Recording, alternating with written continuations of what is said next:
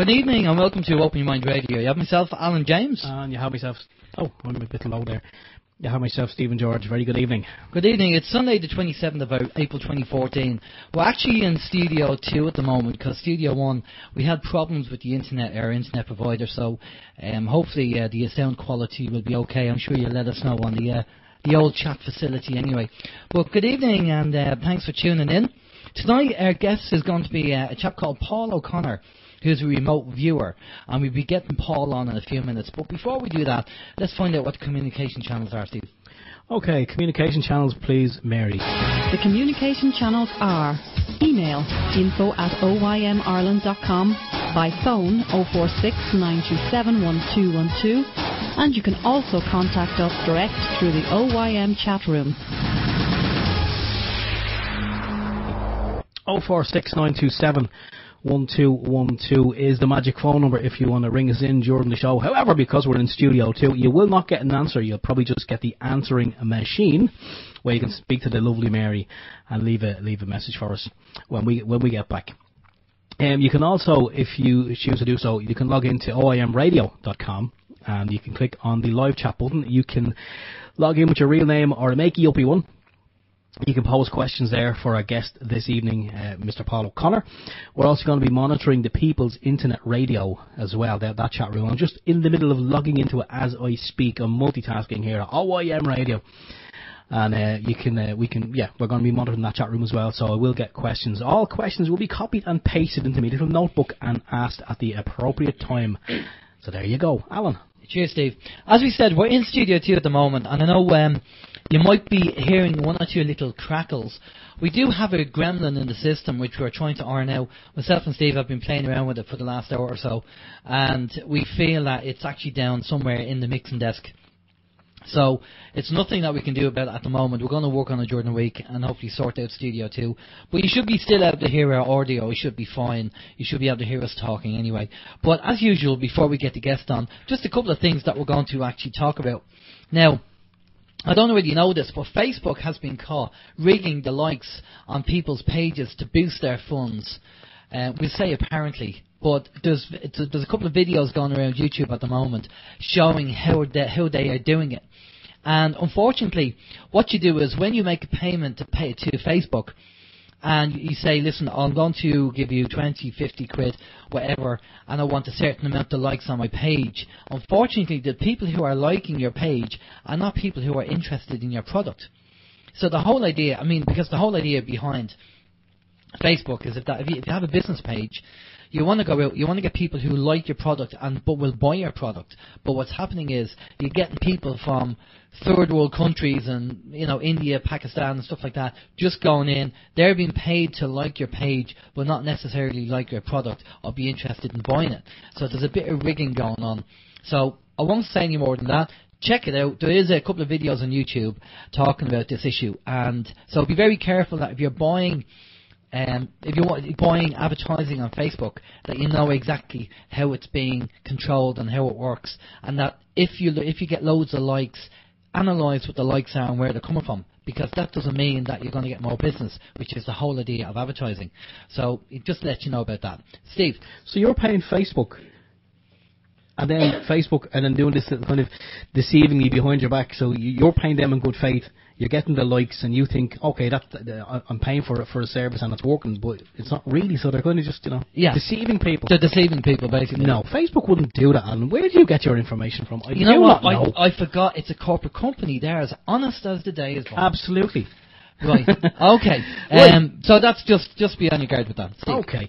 Yeah, we had some information from Mary Anderson, and Mary Anderson says that she is ready to launch Ireland's first Essential Gathering Festival. That's going to be on May the 3rd and the 4th at the Ardgillan Castle. That's in Balbriggan in Dublin. It's going to be a wonderful mix of holistic event, talks, movement, demonstrations and music. They're going to have a free children's corner. I'm guessing that's not what it sounds like. You don't go and get free children. Hopefully not. Actually, I wonder I could bring mine and maybe trade them in or something. Anyway, there's going to be some authors there, face painters and more. The goal is to invite everyone to The Power of You, themselves that is, And they believe that your audience would be interested, our audience would be interested in this event. So you can check out the site at www.essentialgatheringfestival.com. That's www.essentialgatheringfestival.com. And Mary says she looks forward to hearing from us and obviously to seeing everyone when you do turn up. So yeah, that's probably going to be good. I'll go just for the children's corner. I'll drop mine off and maybe pick up a few new ones on the way home. So that's the gathering May 3rd and 4th, Ardgillan Castle in Balbriggan. Isn't that child trafficking? No. If I leave mine there and take, your kids. Swap shop. Swap shop. There you go. Yeah, it'd be kind of like swapping. So it wouldn't be trafficking at all. Exactly. Right. Okay. The other thing that's on the list, obviously, I don't know whether you people have seen it, but Ben Gilroy from DDI has been exposing the Fine Gael, the candidate who's saying that he's independent, but right underneath the independent poster it says Fine Gael. So Ben did a video showing and spoke to a member of the public and said that this is kind of deceiving the people. Now, I think the same guy was also, there was a phone interview that was done with this chap, and apparently the excuse is that he used to be in Fine Gael, he's not anymore, and he's an independent, but he put Fine Gael on the poster to let people know that he's kind of an ex-Fine Gael. But as the chap said to him on the phone, you're actually making it worse for yourself. If you just actually said independent without Fine Gael, you probably would have had a better chance. But the fact that you mentioned Fine Gael, you actually made your situation even worse. And he kind of agreed with it after thinking about it. But he said the posters were done like X amount, months ago. Yeah. He did agree. Yeah. But he also said that to be fair to the chap, I heard that phone call as well. I'm sure a lot of people have heard it. But he did say that he didn't want to mislead people, but then again he didn't want to hide information from people either. He is going as an independent. However, he said his father was also a big Fine Gael man once upon a time, and he kind of leans that way as well. But he did say that if he didn't put Fine Gael on the posters, then people would have said, "Oh, you're a Fine Gael man," and he said, that probably would have been worse. But I mean, look, at the end of the day, I think everyone knows. Well, everyone in Ireland knows anyway. Fine Gael are in bed with Labour. They're the ones who are running this country into the ground.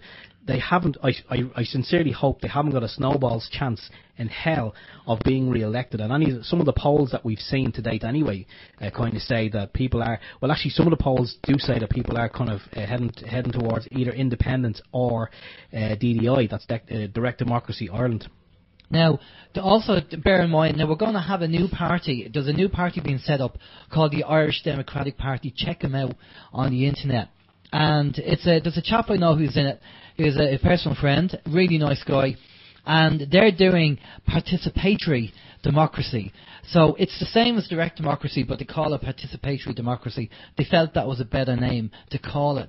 But they're offering the same solutions. Participatory being obviously that you'll have a choice who gets in. You can call a referendum, and that you can have recall as well. So we will be having a member of the IDP on the show in a few weeks' time, and they'll talk to us about the policies, about what they're doing. One of the posts that was put up today by the IDP that said tomorrow, as in Monday, is something like there's between 119 and 129 repossessions taking place tomorrow around the country alone. That's one day. Jesus. Now that is incredible, and we are all just one paycheck away from probably being on that list with the banks. So we don't really know what's going on with the government and why they are just kowtowing to the bankers and everything else. It's just madness. It's just ridiculous. Excuse me. So just please make sure that your friends and family, wake them up to what's going on, show them what's going on, and just try and shake them if they say they're, these people that say they're staunch Fianna Fáil, Fine Gael or Labour. I mean, wake them up, for God's sake, because, if we don't get a good party in this year, or when the next election comes in, we are screwed. The country is screwed, literally. It really is. But we're screwed anyway. Well, we are screwed, but we're going to be screwed even more. But it screw us even more, yeah. I think we definitely need someone in who's going to undo the screwing. Yeah, exactly. For want of a better word. Yeah. So how's your week? My week's fine. Just watching some. Sorry, I'll take the sweet out of my mouth.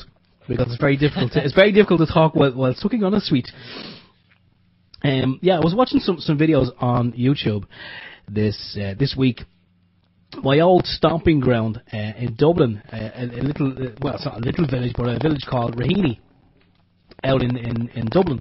I've seen some people out protesting against the water meters, and I thought, fair play to you lads. And it's going on in Dublin, it's going on in Cork, and it's soon to be coming to a village near you, if it hasn't already been there. But a lot of people, it's nice to see the momentum. I think the revolution has finally kicked off. I like to think so anyway. But people have started to get out of the house and stand and just tell these people who are installing the water meters, no, I don't want it. And people are getting the Gardaí, the Garda Síochána, which would be the Irish version of the police force. And the police, they can do nothing really, because it's a peaceful protest. The people are just saying, we don't want these, we didn't ask for them, there is no contract, please move on. And it's been successful so far. Now, we did hear a whisper that, then again, we heard a whisper last year too, that if you refuse these meters, you could be, or you stand in the way of these meters, you could get a fine of €5,000. Now, it's kind of speculation at the moment, but look, again, people send you a fine, you send it back.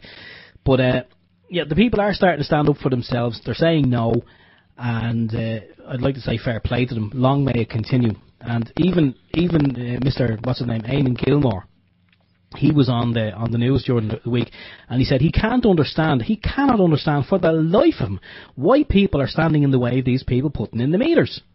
Well, it wasn't too long ago where Mr. Gilmore, there's actually a picture up on the internet I seen during the week.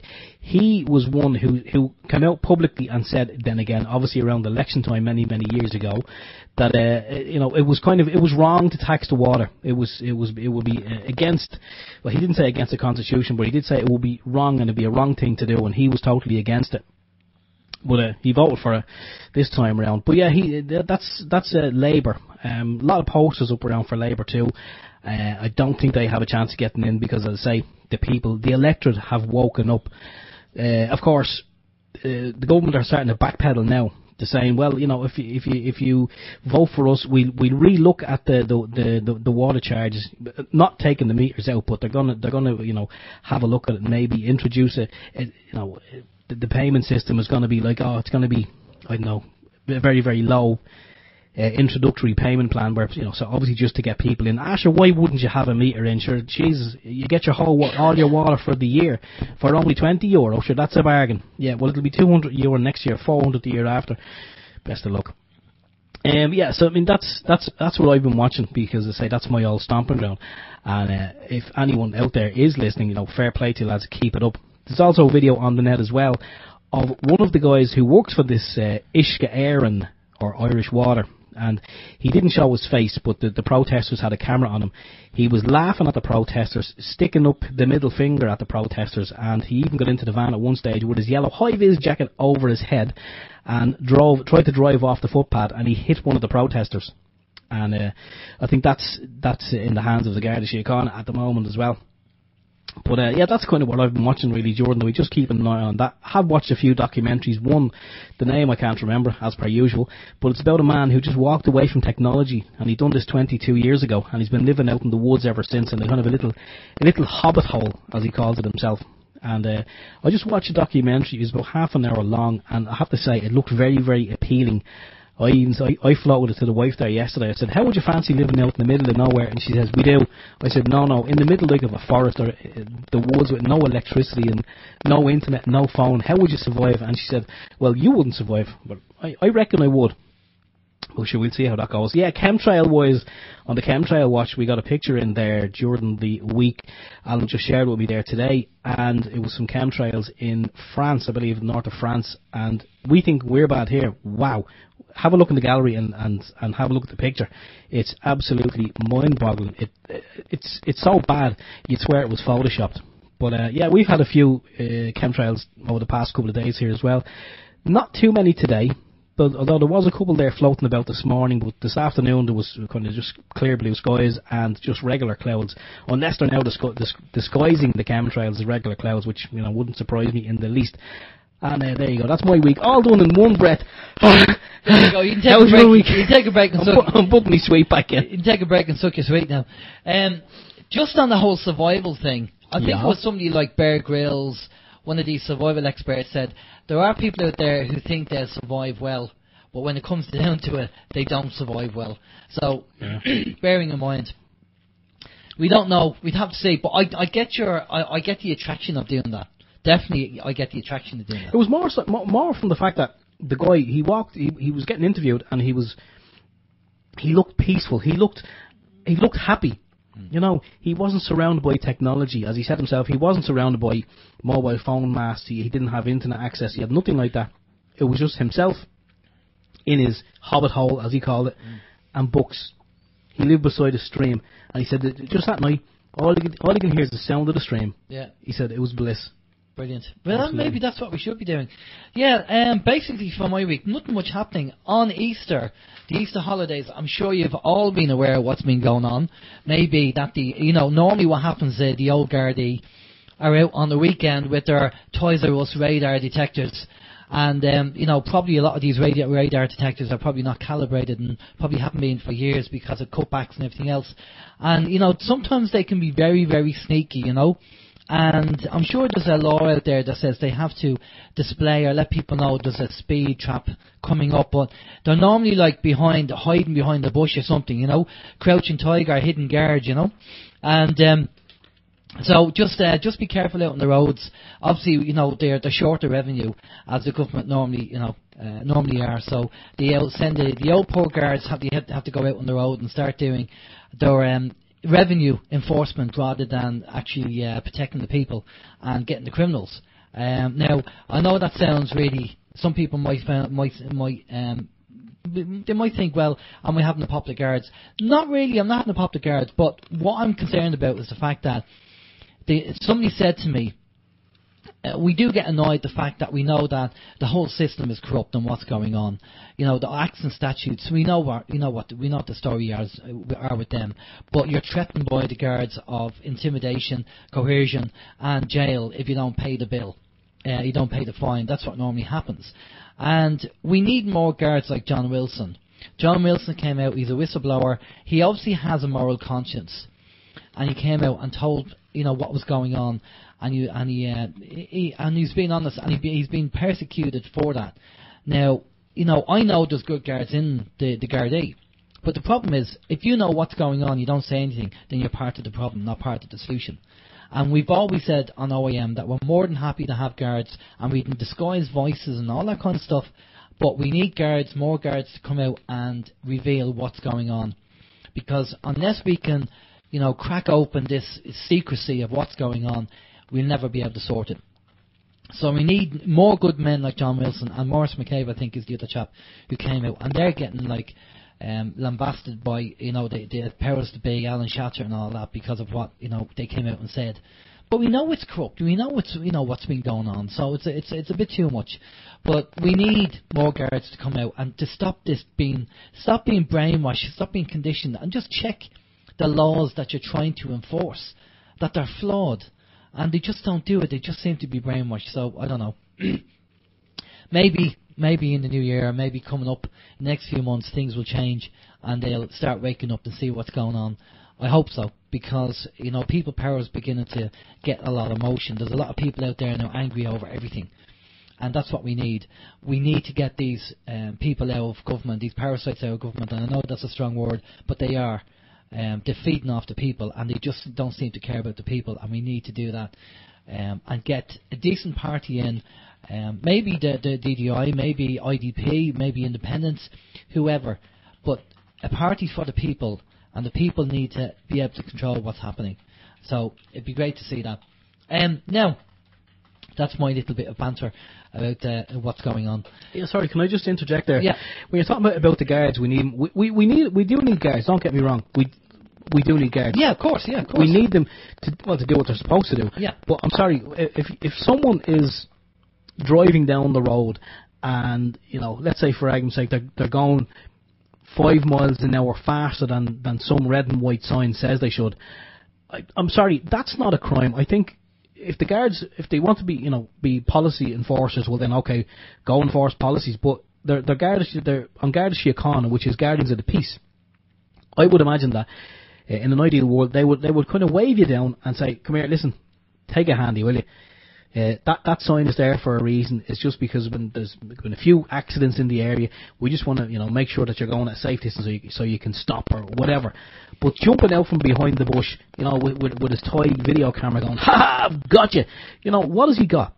For someone who's going a couple of miles over the limit, you're going to get a fine. You're going to get a couple of points in your license. So all they're doing is they're just bringing revenue in for the state. That's all they're doing. I mean, I'd love the guards to just take an interest in their job and go and find some real crime. Instead of. Well, let me tell you what was said to me. A woman turned around. I was talking to an individual. I won't mention anybody's name. And she said to me, I said, why don't, there's hardened criminals out there. Why aren't they going out and arresting these and working to get these people off the streets? And I said, you know what? I said, they're probably too scared. So they pick on people like you and me. It's easy prey, easy money, the motorists and everything else. That's it. And then she turned around to me and she said, would you do it? And I said, okay, you're missing the point here.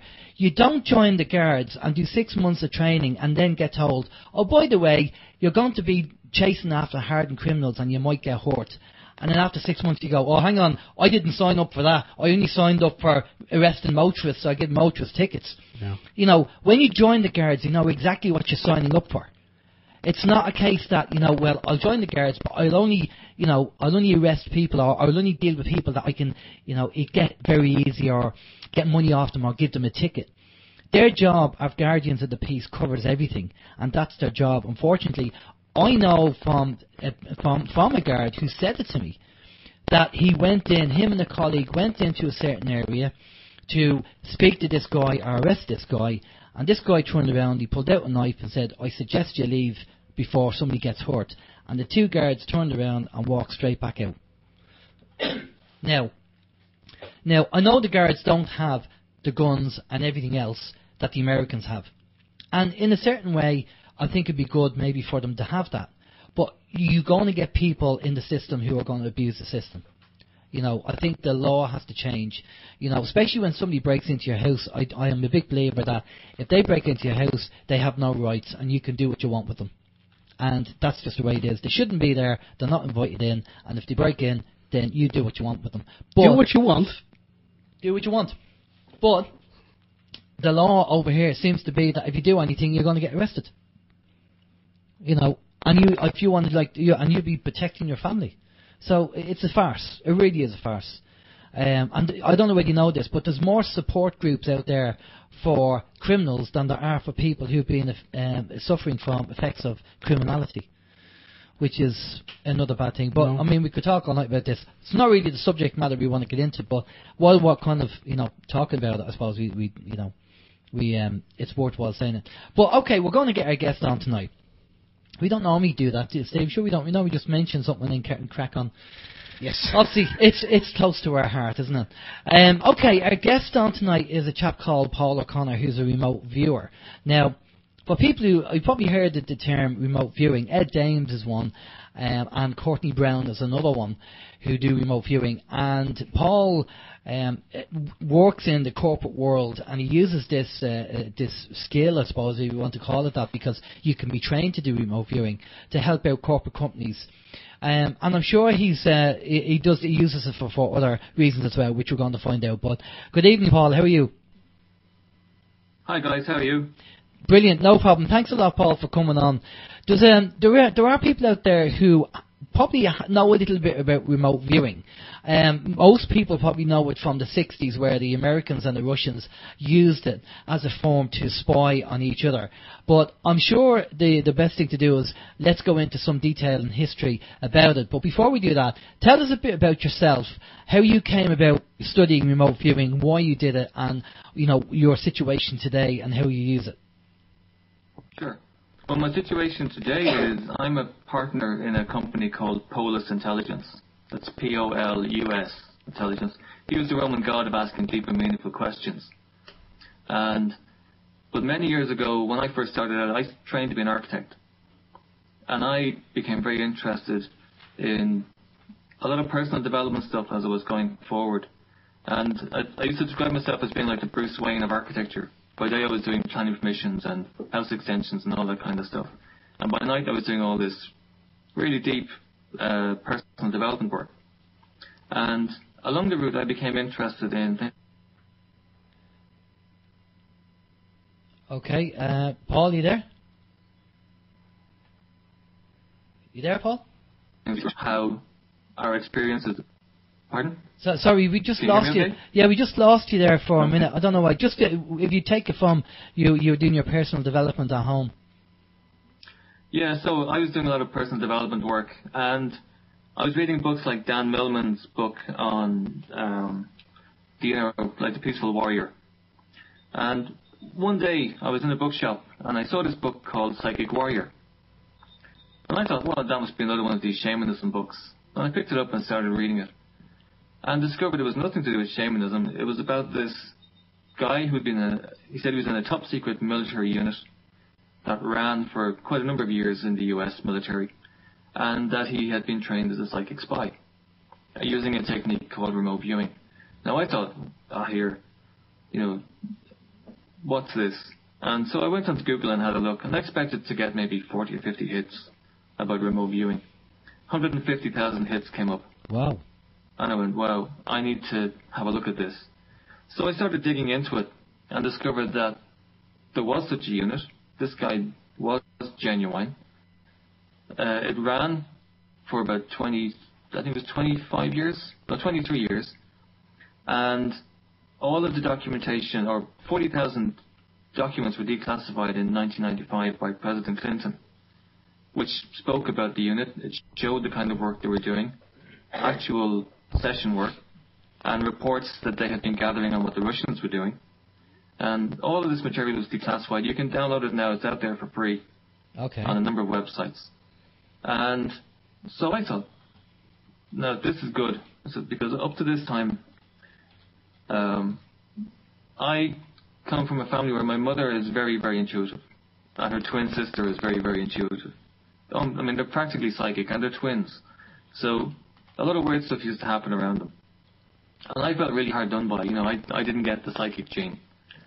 And when I discovered remote viewing, I realized, hang on a second, this is a technique that was developed in the laboratory, it was tested by the military, and was verified in field work. And the results were databased. And this stuff is a protocol that you could teach anybody, and then it works. And I thought, great, this is a fantastic thing. This is what I've been looking for years. And so I went about trying to train in this. And I thought about doing online courses or, getting DVDs and things like this. But like any other skill, I know how easy it is to develop bad habits if you don't have good training. So, if you try to learn a martial art and you try to learn judo from a book, you'll pick up so many bad habits you could spend years trying to get rid of them. Yeah. So I went looking for trainers. And I spent a number of years trying to get over to the Monroe Institute in Virginia, where they had a remote viewing course. And couldn't make it happen, so I thought, okay. I went back to looking at the unit, discovered that two of the guys from the unit were out there training people in the public realm. Contacted both of them, and one of them said, yeah, I'd love to come to Ireland and run a training. And he came over around about, I think it was 2006. And that was Lynn Buchanan, and he was one of the original trainers in the unit. Excellent. So Lynn came over. We trained 12 people, and it just took off from there. We got him back a number of times. Eventually, he turned around to me and said, "Look, this stuff is better as much as anybody else does. You should be running trainings." So he gave me the authority to run trainings here in Ireland and the UK. And I've also done some in Europe as well. And it's kind of grown from there. Okay, so sorry, go ahead.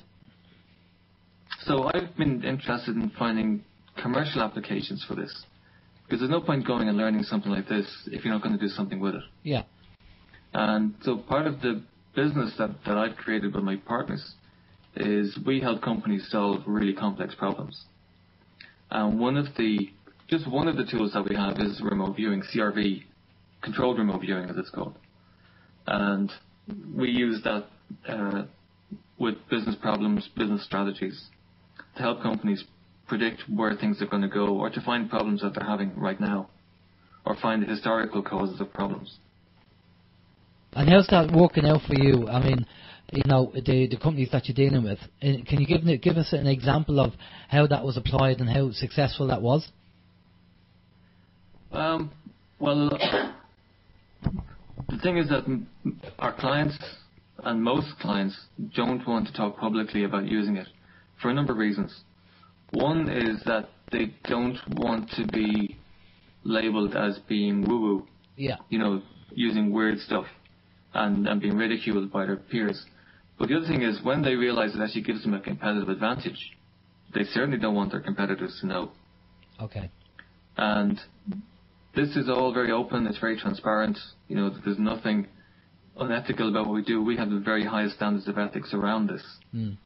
And but most companies want to keep it confidential. But the kind of applications that would come from it would be, say, mining companies wanting to identify locations for oil, coal, precious metals, trying to find resources like water. You could have the guards or the police looking to solve cold cases. Yeah. You know, where having a remote viewer view an event at the time that it happened would be like having a witness, a third witness. And it can be used in business terms, in terms of looking at strategies. Say you've got 3 strategies, business plans that you want to develop, and you're not sure which one to run with. Well, what we can do is we can work with timelines, and we might identify, well, you know, you've got plan A, plan B, plan C. Well, plan A looks good, but it's going to hit a regulation change in 6 months' time. Okay. Plan B looks good, and that's going to keep going for a couple of years. Plan C looks a bit iffy, but actually something's going to happen in 5 years' time that's going to make that your best plan. So the business owner can immediately drop one of the plans, plan A. He can proceed with plan B, but keep plan C in his back pocket, knowing that he's prepared for when that arrives, when that set of circumstances arise, he will be able to take competitive advantage of them. Okay. Another way that it's used a lot is in searching for missing persons. So we've been involved in a number of cases, both here and abroad, and particularly in the States, where people have gone missing. And we do that on a voluntary basis. Okay. Now, I've had people contacting me about looking for missing people. There are certain ethical requirements that come with working with searching for missing people, which is, if a family member came to me and said, you know, my sister has been missing for 3 days, we don't know where she is, can you help us locate her? The problem is this: if we turned around to them and said, okay, we have identified a location, it's a building with a broken roof, there's a funny shaped window, and the person goes, I know exactly where that is, and we say, and there was a person there who was extremely weak, injured, and in a very bad condition. Now, what's the first thing they're going to do? Are they going to go to the guards or the police, or are they going to go straight to that location and look for the person? Yeah. They're going to go straight to the person. I mean, I would do it myself. Yeah, they're going to go straight to where the person is. Yeah. But in doing so, they're going to damage a crime scene, or a potential crime scene, which would make the work of the police forces, you know, extremely difficult. So when we do missing persons cases, we only ever work directly with the police force involved, so that there is a clear line of communication and there is a line of responsibility with the information that's being passed on. Well, that makes sense. It does make sense, because they need to be able to do the forensics and find out what happened, and they won't be able to do that if somebody goes straight to that location. So it does make sense to do that. What about do you want to give us some background and history of remote viewing? Because, as I say, there's people out there who probably heard the word but don't know how it developed. From what I know is, you know, from history, from the Cold War, the Russians and the Americans. But obviously, you can go more into depth about that and tell us how it came about, basically. Sure. Well, for anyone that doesn't have a clue what controlled remote viewing is, the actual definition of it is that it's a scientifically developed, trained, latent mental ability. Now, the key word there is latent, in that it's an ability that we all have. It's a latent mental ability to access and provide accurate information, regardless of distance, shielding, or time, about people, places, objects, or events that are normally inaccessible to any other recognized means. So, the key word in there is latent, which is that just like any one of us could pick up a violin and start making noise, we all have the latent ability to play the violin. Everybody, and I mean everybody, has the latent ability to use remote viewing. It's a muscle that you train just like any other muscle in the body. And what it does is it uses a very specific set of protocols that were, like I said earlier, were developed in the laboratory, they were tested in research and operational work, and the results were databased to identify the accuracy levels. And where it came from was back in toward the end of the Second World War, the Allies were running around picking up all of the rocket scientists like Werner von Braun on their Project Paperclip.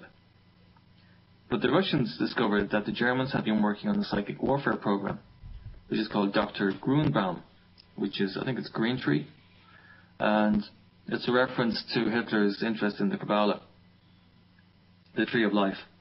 So they found all these guys working on this project called Dr. Grunbaum.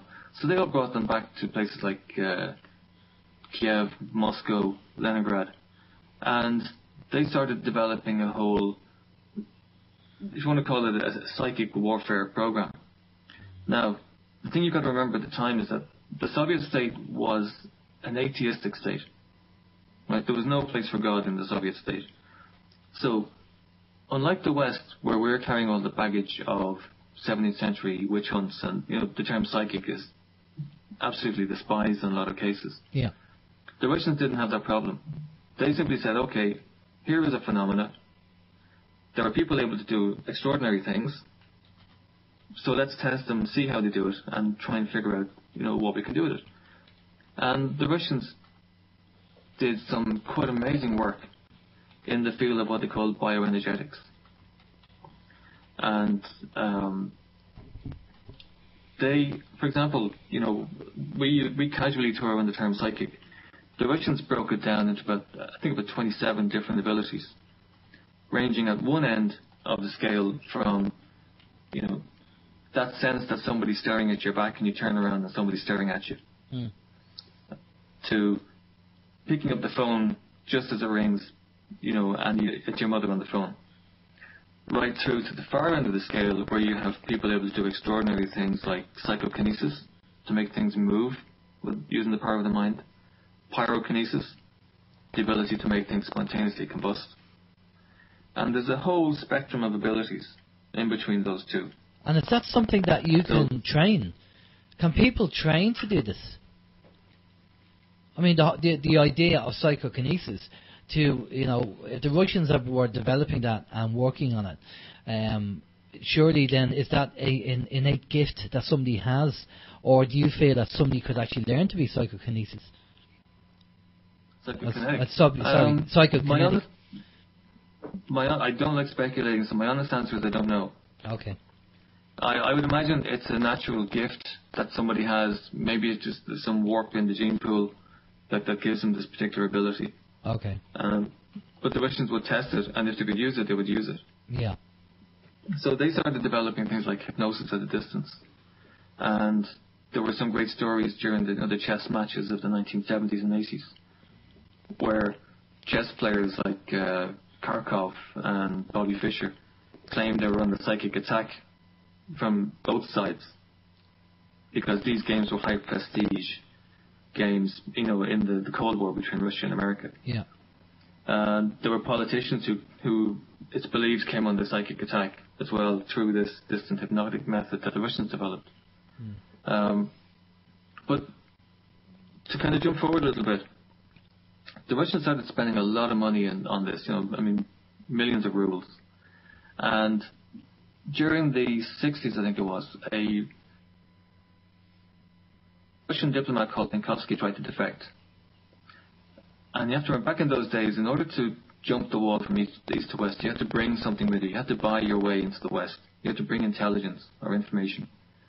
So he brought all the documentation on, or he sent the documentation on the psychic spying program. So the Russians, unfortunately, Penkovsky didn't make it, but the information made its way into the highest levels of U.S. intelligence. And they started looking at this stuff, and they were laughing their heads off. Because, oh, jeez, the Russians are spending all this money on this psychic woo-woo stuff, you know. And somebody looked more closely and said, yeah, it's funny, but actually they're actually getting some of our top secrets. So that immediately raised a flag, red flag, if you pardon the pun. And so the question now was, well, what are we going to do about this? Because, again, at the time, at the height of the Cold War, I mean, the big question was who had the most nuclear weapons. The Russians had more than the Americans, and they were constantly vying for supremacy. The question now was there an area in terms of psychic warfare that the Americans had completely missed the ball on, and where the Russians had developed a huge advantage? So the intelligence needed to know, does this stuff work? If it does, can we block it? And if we can, then can we use it back against the Russians? So what they did was they put a group together in the CIA and said, okay, you guys go and figure this out. So nobody knew where to start. And so when you've got a project like that, the first question you say was, well, where are we going to bury a project like this? So they said, well, I know we've got this black project going out in SRI, the Stanford Research Institute in Palo Alto in California. We have a lot of black projects going on there. They've got all the security protocols in place. We'll bury the project in there. It's great. Well, who do we get to run this? Because we need somebody with impeccable credentials that nobody can question. Because nobody wants to find their ass hanging out in the wind, with this project. Yeah. If it all goes belly up. So around that time, a laser physicist and a quantum physicist called Hal Puthoff had written a paper looking at the effects of consciousness on quantum technology, on quantum science. And he had PhDs coming out of his ear, qualifications to beat the band, and he said, okay, this is the guy for this project.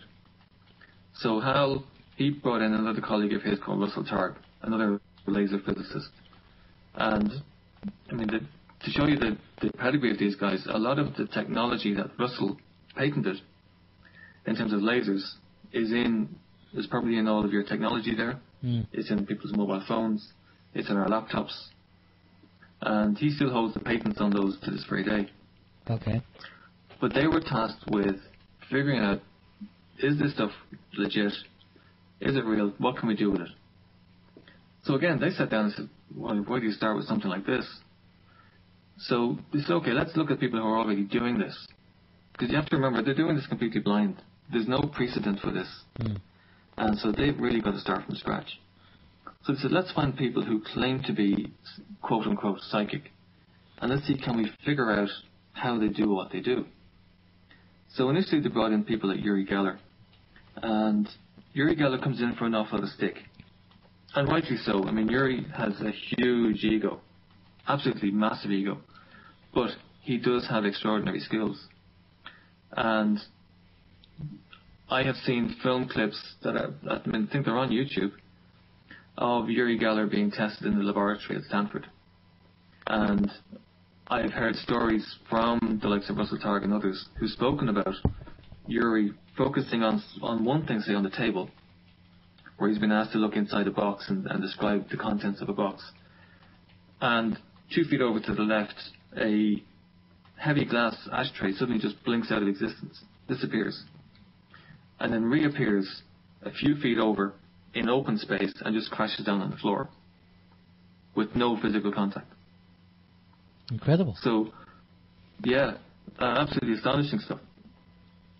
But Uri is so unique, they couldn't really break down what he did because his ego kept getting in the way. Yeah. So they looked to 2 other guys, and they found a retired police commissioner called Pat Price, who was an astonishing guy. he had a natural dowsing ability. And there was no one within the police force for having this. Like, what would happen with Pat is Pat would be brought into a police station in the US and say, Pat, we're looking for a missing car. It's a green Chevy. You know, there's two guys in it. We don't know where they are. And Pat would sit in a swivel chair. And he would literally swivel around from left to right and stop and point in a direction and go, that way, 2 miles, cars parked under a green canopy. And then what they would do is they would take Pat over to another police station. This is what the police used to do, not Stanford. Yeah. So the other police guy, they'd take him over to another police station and they'd go, Pat, okay, where's the car now? And he'd again swivel in the chair and he'd fix on a direction and go, that direction, about 3 miles, and it's still under the canopy. And so they would triangulate these two lines on the map and go to the location that his two directions had crisscrossed. And sure enough, there would be the car. Wow. So he had a phenomenal ability. And the other guy that they brought in was an artist from New York called Ingo Swann. And that's I-N-G-O, Ingo. Ingo is regarded as the father of remote viewing. Now, he died last year, sadly. He actually made the cover of, I think it was Time magazine, which asked the question, does this man have the most dangerous brain in America? You know, because of his natural psychic ability. He was probably one of the greatest natural psychics of this century. Wow. That's a big accolade to have. Yeah, but it's rightly deserved. I mean, he got fed up being tested in the laboratory, and he turned around to them and said, look, guys, I know what you're doing. I'm getting bored. I want to go back to New York. So either let me help you run the program, or I'm out of here. And so they said, okay, well, before we go there, we need to kind of test you and to see what can you really do. So they brought him over to a building in the Stanford campus and walked into this building, and they said, okay, and go, under this concrete floor, there is something, right? There is a piece of technology. And we would like you to describe what it is. Now, what they were standing on is something called a magnetometer. And this was done in June 1972. A magnetometer is like a big ring magnet. And it's designed to capture quantum particles as they pass through the magnetic field. So, you know, if you go into a museum and you see those humidity counters, it's like a roll of paper, and there's a pen scratching a line, and then suddenly it'll blip. Well, every time a quantum particle, I think there were quarks, would pass through the magnetometer, this thing would spike. So this was a top secret project being run by the Navy. The machine that was down there was completely isolated, in that it was isolated physically and mechanically. There was no way of actually getting into it. And so Ingo said, okay, well, you know, give me a piece of paper. And he said, why? He said, well, I want to draw it. I'm an artist. I want to describe what I'm seeing. So he took a piece of paper and a pad and started drawing the magnetometer. Now, he had no idea what was down there. Absolutely none. Could have been a coffin for all he knew. So he starts describing this magnetometer in great detail. Meanwhile, in the room next door, the guy who's monitoring the magnetometer comes running out, going, what the hell's going on? And he said, what's the matter? He said, well, the meter is going crazy. This thing is spiking and spiking and spiking. And it's gone off the scale. So they turned around to Indigo and said, Indigo, can you stop remote viewing for a moment? And he went, what? Yeah, sure, okay. So the minute he stopped, the meter flatlined again. And they said, Indigo, can you start remote viewing again? So he started remote viewing and drawing and sketching, and the meter started spiking again. So they realized here was a case of something that was completely, totally, physically isolated, that nobody had access to, nobody could see into, except there was a machine monitoring what was happening inside. And somehow or other, Ingo's consciousness was impacting the quantum nature of the space inside that machine, without any physical contact whatsoever. So that's when they realised that there's something to this that we need to work on. And so they worked with Indigo to try and reverse engineer how he did what he did. And he broke it down into a process. And he realised that when you start developing the skill or the remote viewing ability, the key is to take control of the flow of information. So some people have spontaneous psychic experiences and they get completely overwhelmed with visual images and they think they're having visions and all this kind of stuff. Yeah. And it can be very overwhelming, it can be very emotionally challenging for people. So Indigo realized that in order to manage the transfer of information or the accessing of this information, wherever it is, you need to put a control on it. So he developed a 6 or 7 stage process that it's been described as like the opening up of an aperture in a camera. So you start with a very, very low, slow flow of information, which gradually opens and opens and opens as your subconscious gets more comfortable with the target that you're viewing. So about 2 years later, an opportunity came up and they said, okay, we've been doing all these test targets where we would use coordinates. And there's an opportunity coming up now where NASA is sending this satellite out called Pioneer 10, and it's being sent out to Jupiter. Wouldn't it be cool if we got Indigo to remote view Jupiter before the Pioneer 10 got there? So without telling him what he was viewing, they sat Indigo down. They said, okay, Indigo, we have a target, and its target reference, ABC 1479, describe the target. So he starts describing this planet, this object in space, this planet, and starts describing this single ring around the planet. And he said, I thought it was Saturn, but it's not Saturn because Saturn has multiple rings. There's only one ring around this planet. And they went, okay, well that's something we didn't know about. Jupiter. Leave it with us and we'll go and check. So they went to people like Carl Sagan and other astronomers and said, we've got this information that suggests there's a ring around Jupiter. And they were laughed out of it. And they were told, don't be ridiculous. The only planet in our solar system with a ring around it, or rings around it, is Saturn. Sure enough, as the Pioneer approached Jupiter and swung past it on its first swing, one of the first images it sent back was a photograph of the ring around Jupiter. And the ring around Jupiter is almost head-on to us, so we can't see it with telescopes because it is literally perpendicular to us. So, but when the the Pioneer 10 satellite swung past, they got shots and photographs of the whole thing. So that validated the fact that not only was this real, but it was independent of being here on Earth. So it wasn't something that was limited to Earth. So what's been realized over the years is that we actually have the ability to remote view anywhere, anytime, any place. That's an incredible skill to have, I have to say. Now, I'm sorry for jumping in there. But the thing is, it's a trained skill. Yeah. Well, now, he had a fantastic gift. He was a Mozart of remote viewing. But there were lots of other, like the rest of us, who trained in order to develop abilities. And it's practice. It's all practice. It's like anything that you want to get good at, you practice. Yeah, I have to agree with you there. And I think what we do, because obviously we have questions to go through, and we also have a PDF that you sent over. Tell us what you want to do with the PDF, and we'll give out the URL address. Our listeners are tuning in, they're listening to the show, obviously on the chat room on OYM and People's Internet Radio, and we're going to do a little experiment live on air. So tell us what you want to do with the PDF.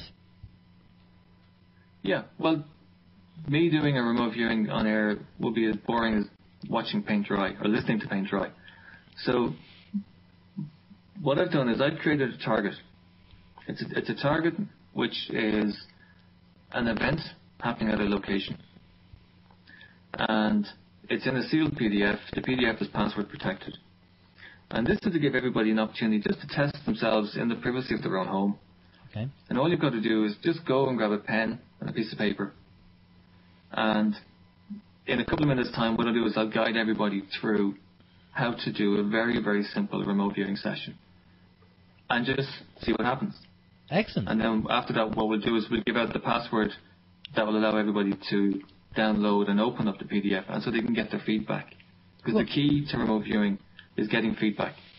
Okay, well, I'll tell you what, we have, before the end of the show, we have another about 1 hour, 20 minutes, sorry, so not 1 hour, we have another about 50 minutes, 45 minutes, okay? So if we can do that now, and then when we get to the end of the show, because then we have questions to go through, we have a few questions there, that will give them probably about 45 minutes or so to actually try it and see how they get on. Okay. So shall we do that now? Sure, I just want to give everybody time to get a piece of pen, or get a pen and a piece of paper. Okay. You might not have one to hand. So we have the listeners, if you're listening in, you want to get involved in having a bash at remote viewing, grab a pen and piece of paper, and very quickly, or on your computer, you can type in... Are we to do this as well? No, we'll just be... Well, if you want to do it, do you want to do it? Yes. Yeah, Steve's going to do it as well. Myself and Paul will just we'll just run with it. But I'm going to. What I'm going to do is I'm going to have a piece of paper here in front of me as well. I'll nick the pen off Steve and then I'll just write down. Oh, here, have the pen.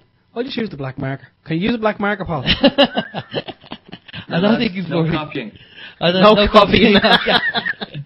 Yeah, we'll have to hide. All right, Paul. You shoot away and tell us what we need to do. Okay. Well, I'll explain what's going to happen, and then we will go through it. So, what I'm going to suggest you do is get a piece of paper, just an ordinary piece of paper, a notebook, a pad. Doesn't matter if it's got lines on it.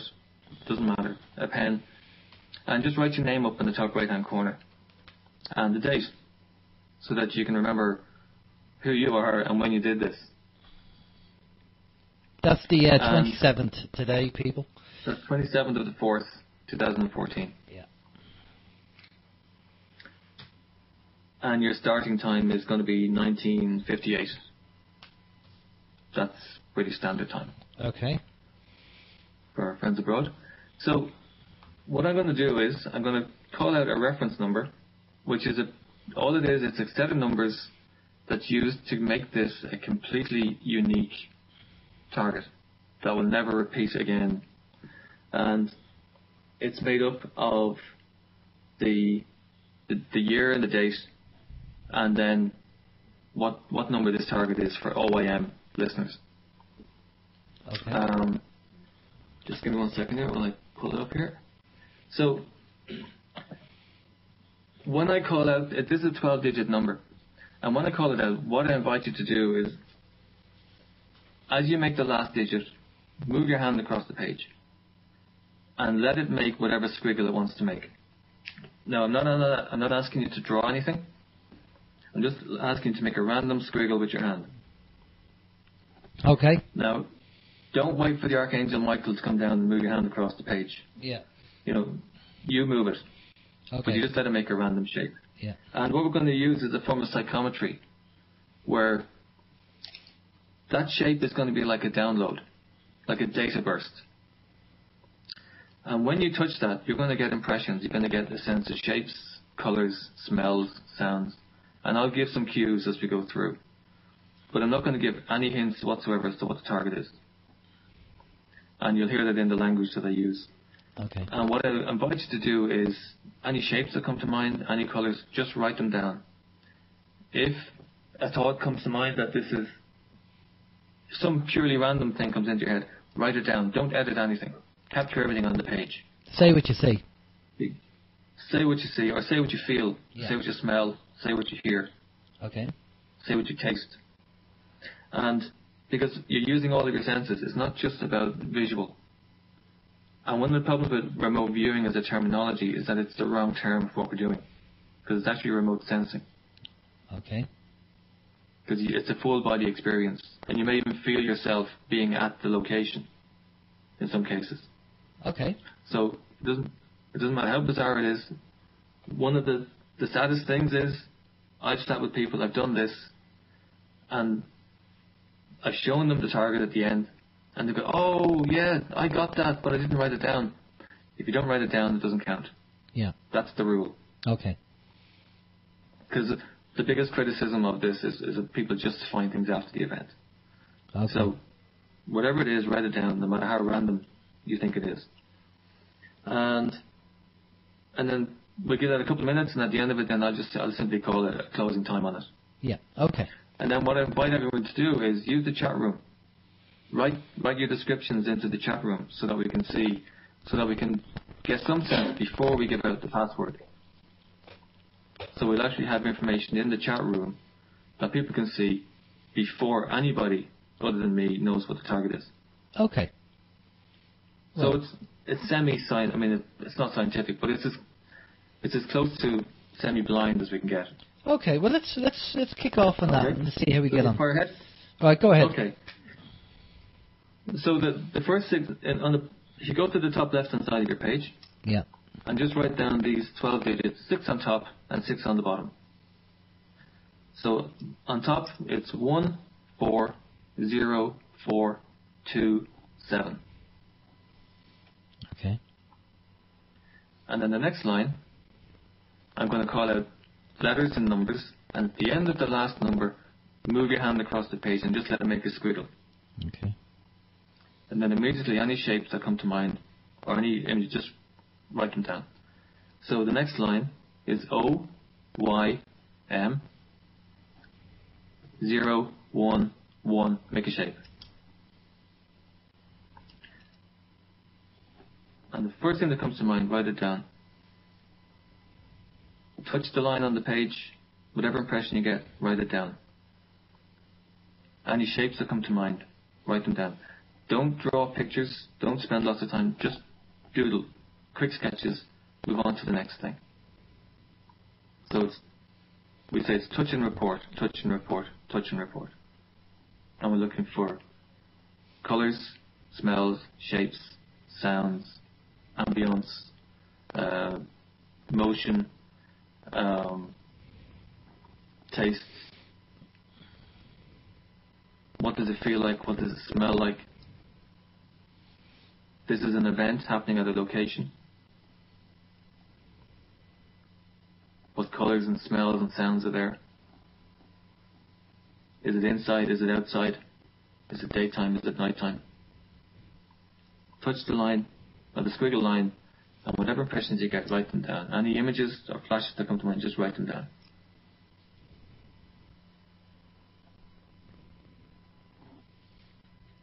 Okay. Okay? Right. Yeah.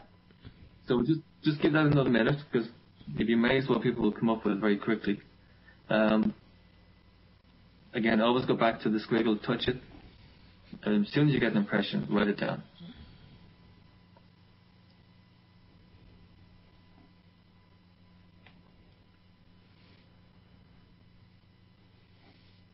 And again, we look at colours, shapes, smells, sounds. Is it inside? Is it outside?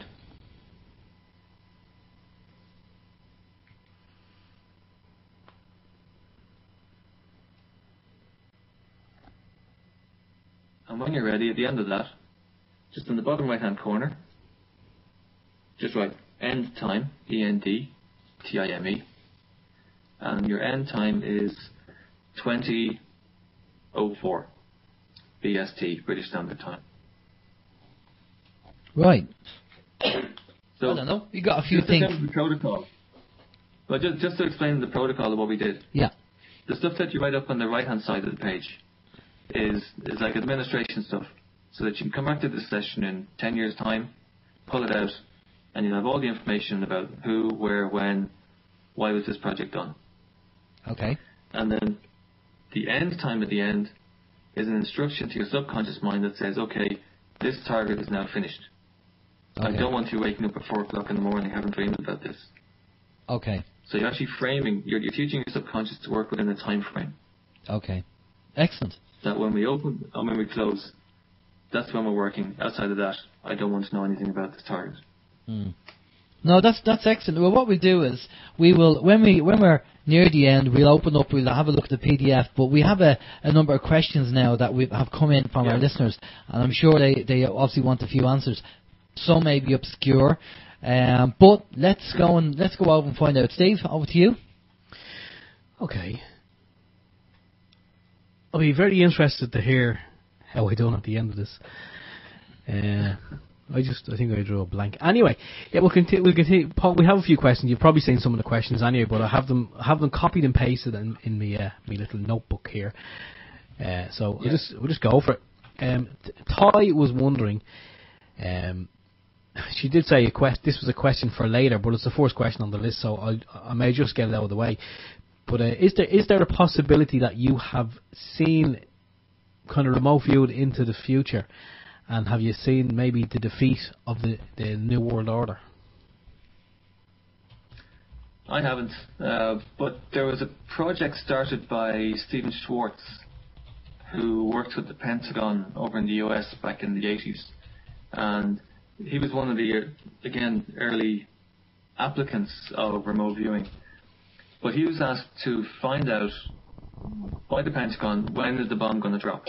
Because again, remember 1980s, before the Berlin Wall came down, we all expected there was going to be a nuclear holocaust. We were watching programs on TV about it.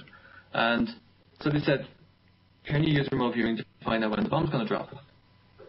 So they started a program which Stephen has been running for years now at this stage. And they said, okay, if we try and remote view when the bomb is dropped, all we're going to get is impressions of a devastated landscape and everything else. And it'll be very hard to get anything accurate. So why don't we look at the time in the future when we can look at how society is living, and from that determine if the bomb dropped, and if so, what impact did it have? So they picked 2050. And again, if anyone goes on to Google and you Google Stephen Schwartz in 2050, you'll find a fantastic interview about this project. What they found was that the bomb never dropped. Now, Stephen did this, he's done this with about 50,000 people over the last 20 years. And he said the results are consistent. He said the bomb never dropped. But what was coming out in the 1980s and early 90s was that people were talking about two things. They were talking about terrorism, which wasn't a normal word in everybody's vocabulary at that stage. Yeah. And they were talking about the bugs. And the impression they were getting from 2050, was that society was living in a very different relationship to the environment than it is today.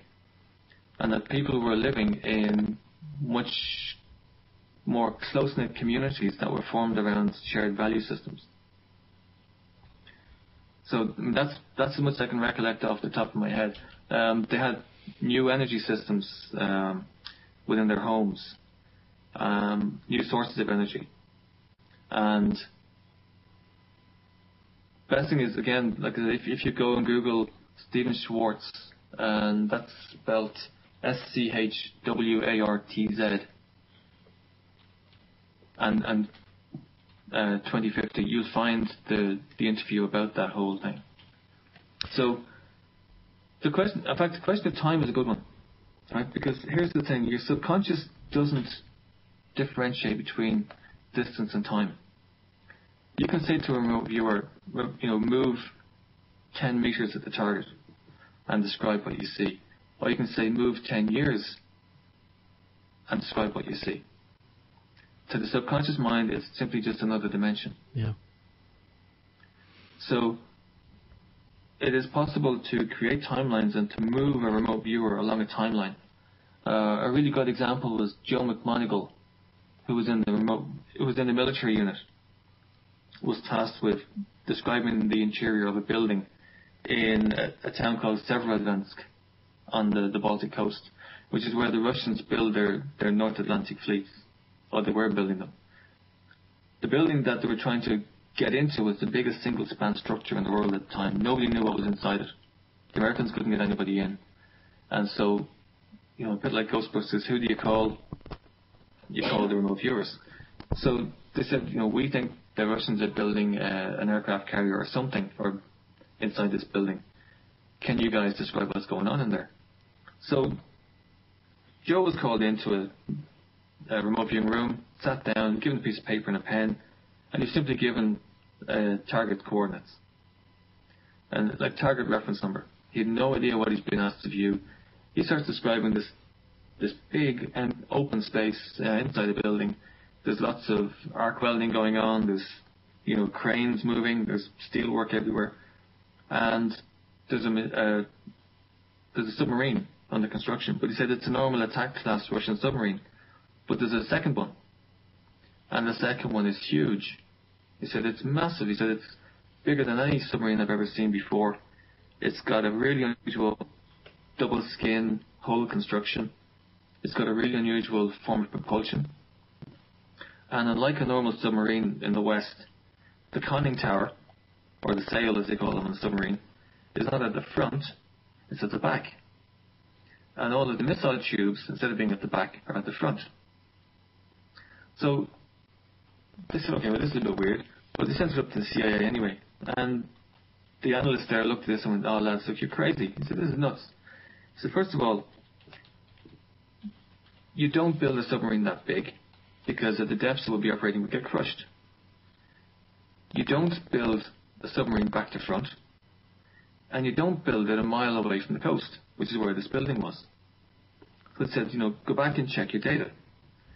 So they said, okay, we'll put Joe onto the target again, but we won't tell him what it is. So they put Joe onto the target. He starts remote viewing. He said, hang on, this is the same target as last time. And they said, okay, Joe, well, tell you what, can you move forward in time and describe what's happening? So as he started moving forward along a timeline, he started describing the excavation work that was going on outside the building, and then the canal that was being dug up to the building, and then the canal being flooded, and then the submarine being launched. And he gave them a date, and he said, on this date, this submarine will be launched. So they passed it back up the chain of command, and again they were laughed at. And they said, look, this is a joke. They said, in fact, to prove it's a joke, we're going to park one of our satellites over this place on the day just to prove that this remote viewing stuff is all a lot of horse manure. So they parked the satellite over the location on the day, and they captured the only photograph ever or the first photograph ever of a Russian Typhoon class submarine. So if you've seen The Hunt for Red October, the boomer submarine that the Russians had, that's a Typhoon class submarine. And this thing went out on the sea trials and wasn't seen again for 4 years. Now, that submarine had more nuclear capability than the entirety of the UK at the time. And Joe, for that, received, I think it was either the Legion of Honor or the Congressional Medal of Honor.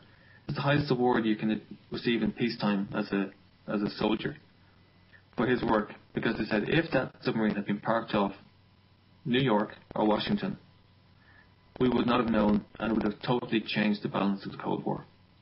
Wow. Something else. It's amazing that the secrets that they have and how remote viewing has been used to do it. Steve, you got another question there for Paul? Yeah, I've loads of questions, but there's a person on the chat, Paul. I don't know if you can see it there, but it's Eric, and I'm just going to read what Eric wrote. And Eric says, your guest isn't following protocol from Operation Stargate. I know the stuff backwards, and this speaker hasn't followed it one iota. Well, what would you say to Eric? No, because you can't do a full protocol remote viewing session over the radio. If you want to do that properly, there's a whole back end of stuff to be done. And as Eric says, I'm obviously giving this for beginners. It is. This is what this is geared at. Yeah, of course. I'm trying to give a sense. And what we did there is not CRV. It's not controlled remote viewing. It's just simply it's a form of precognition. Mm. Yeah, there's no way that you could come on the radio and actually start training in that period of time, people remote viewing. That would be ridiculous. It's going to take a long time, a lot of practice, as you said, but proper training with proper people. And I think for people listening, I'm sure Eric as well, I'm sure you can appreciate that Paul is only just having a bit of fun, on a very, very basic level. This is not really remote viewing. As you say, it's precog stuff more so. Yeah, if I was to do a full remote viewing session on my own, I'd be spending about 4 hours working on it. Yeah. So obviously, like I said, it would be about as boring as listening to paint dry on the radio. So this was just to give everybody an opportunity to play. Yeah, and get a sense and see what might happen. Yeah, we appreciate that. I mean, we have the PDF ready to go, so we'll give out the link near the end of the show, and then people can actually log in with the password and see what's on there as well, and you can describe it. Obviously, as usual, I'm conscious of time, and we know we have a few questions here. There is no time. There is no such thing as time. Yeah, it's not linear. Yeah, off to you, Steve. If you want to run through the questions there for Paul. Yeah, another question from Ty. Ty was wondering if Schwartz could see 2050 and he is sure of the date. There has to be a way of looking to put an example into 2015 and see if the parasites have abandoned. I'm guessing that's obviously about the people who are running the world into the ground. Sorry, I'm not following the question there, No, Steve. I think what Ty means is the fact that Schwartz was able to see up to 2050. Would it be possible that a remote viewer would be able to see as far as 1 year from now and just see what kind of condition the world is in? Yeah, using proper protocols, you could sit down and do that. But the question is, what do you measure? See, how do you measure it? What do you measure? Well, would you go from the state of the economy the way it is now to what it might be then? Well, the thing is, the economy is constantly going up and down. So you could try to remote view changes in the stock market. You could try to remote view changes in the economy. But everything is cyclical. Yeah. Economies go up and down. So just because it's gone up or down doesn't necessarily mean it's caused by a decline in some other thing. That's the fallacy of causality, as they call it. So, it's difficult. I know what you mean. Yeah, it's things because the way things work, as you say, in the world, it's up and down. It's very hard to pinpoint what it's going to be like in a year's time. I think it's kind of I suppose. With the best will in the world, remote viewing is not a crystal ball. No, and that's a really good point. In fact, one of the rules of remote viewing is that you don't try to name what it is you're doing. You describe it. Yeah.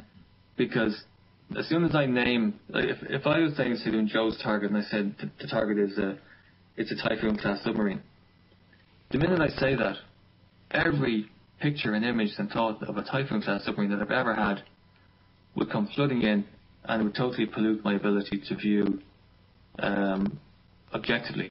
Yeah. So, for example, in fact, here's a good example we use when we're explaining it to students. You're remote viewing something, you've just done your squiggle on the page, your ideogram, and you get impressions of round, then the next impression is red, then the next impression is rubbery. So what's at the target? Well, a lot of people will go, well, if it's round, red and rubbery, it must be a rubber ball, a red rubber ball. But it's not. They are three completely different perceptions that could relate to three completely different things at the target. In the same way, if you were remote viewing something and you got impressions of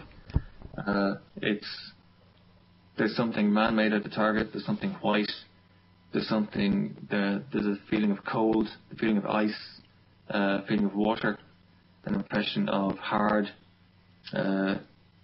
impression of cracking sound. Most people go, oh, it's the Titanic. But actually it could just be a refrigerator. Yeah. So the purpose of the viewer is to describe their impressions so that an analyst can take that information and determine the meaning of it. And what about verification?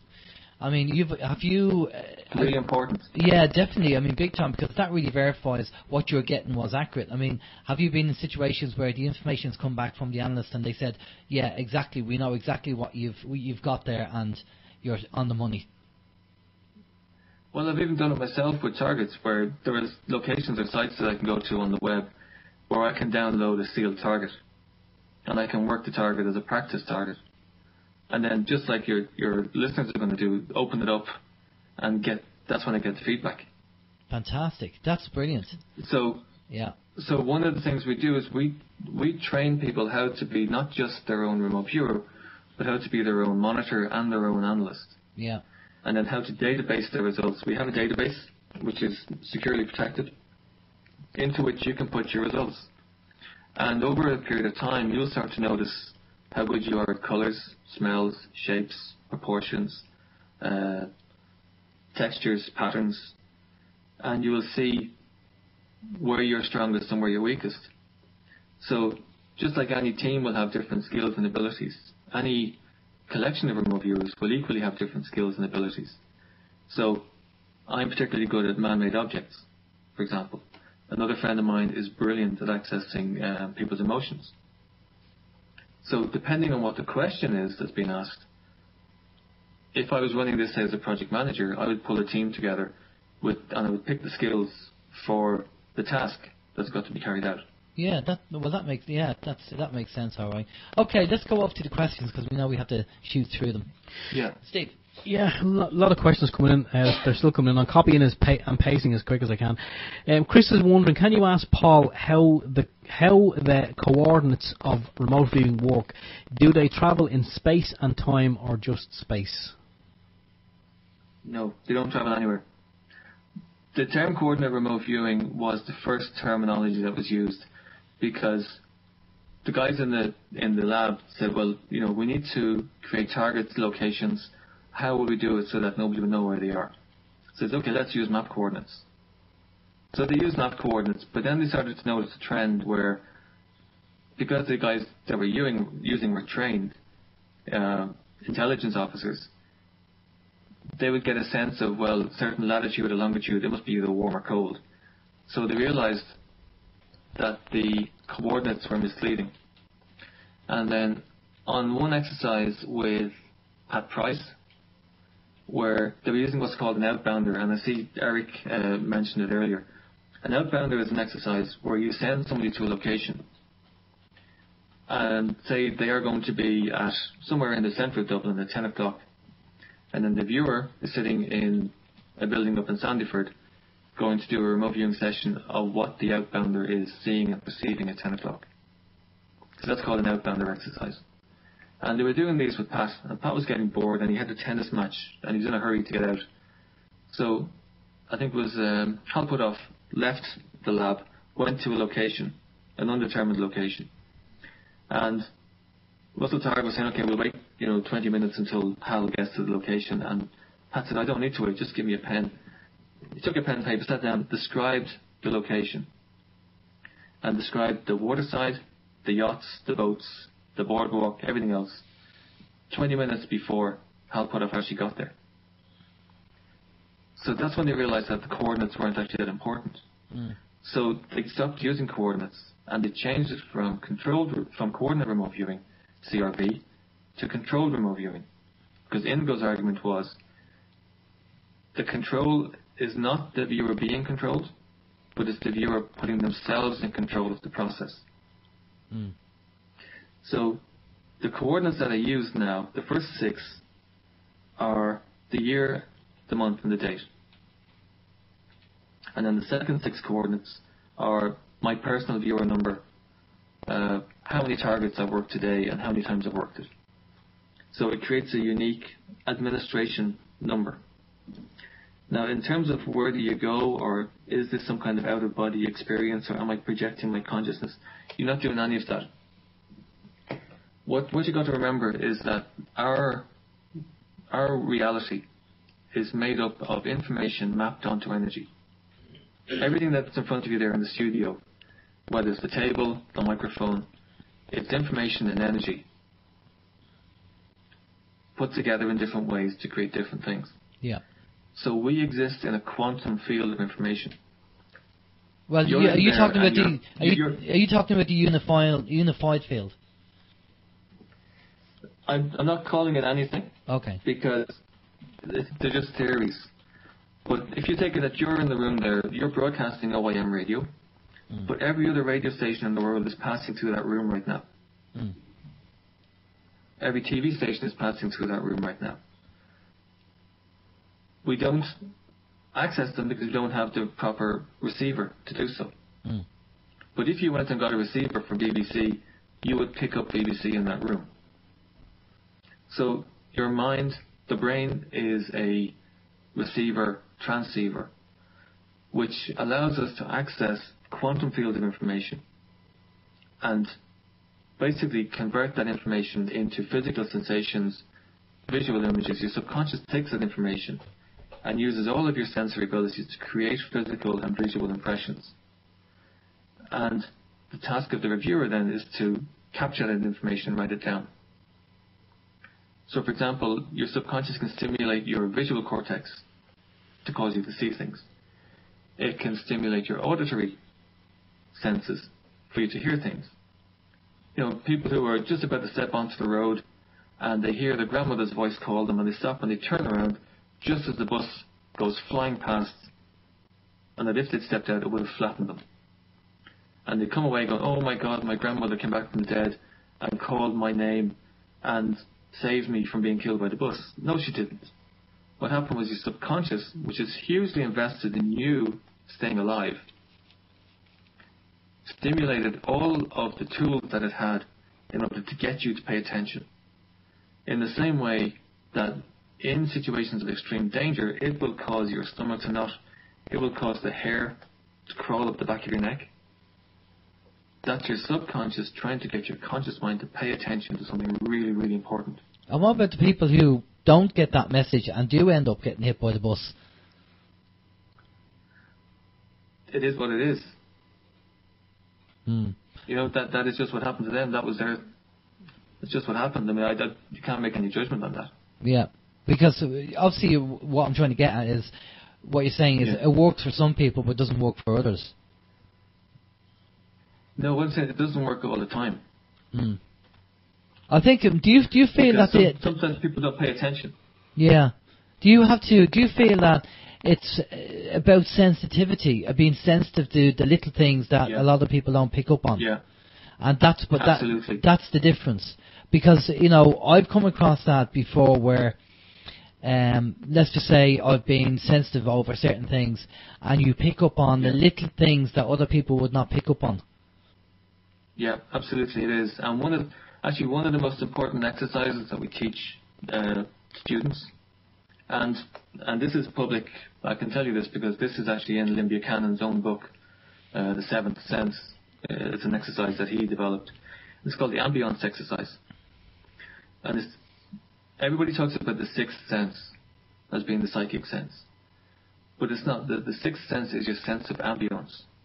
It's the ability to walk into a room and just know something is wrong or know something has happened. Mm. It's independent of any particular organ in your body, but it's a full body knowing that you get. And you can actually train this. And this is a really important exercise to train in and to do. And the way you do it is this. Every time you walk to a doorway or a portal of any kind or an opening of any kind, there will be a difference between one side and the other. And if you simply pay attention without naming what the difference is, just simply notice the difference without trying to label it in any way, you are saying to your subconscious mind, pay attention. I'm constantly paying attention to the subtle changes in my environment. The more you do that, the more sensitive you will become, just like you described, Alan. And what starts to happen then is you start picking up on things and people look at you going, are you psychic?